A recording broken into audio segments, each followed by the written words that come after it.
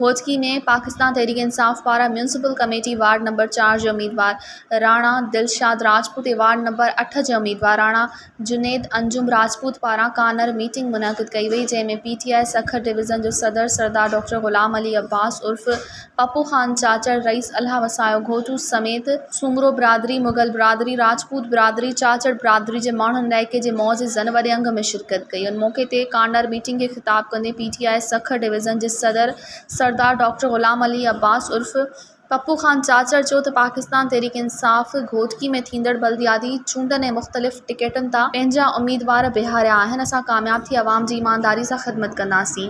हुन चयो त पीपुल्स पार्टी सिंध जी अवाम खे तबाही जे किनारे ते पहुचायो आहे। PP जी हुकूमत हुजण बावजूद सिंध में को बि तरक़ियाती कमु न करायो वियो आहे। अवाम हाणे PP जे हथां बेवकूफ़ न थींदो। PP जी करप्शन ऐं फौलट खां अवाम चङी रीति वाक़िफ़ आहे। मज़ीद ख़बरनि ऐं तफ़सीलात लाइ विज़िट कयो असांजी वेबसाइट www.awamiNewsHD.com ऐं ॾिसंदा रहो अवामी न्यूज़ HD।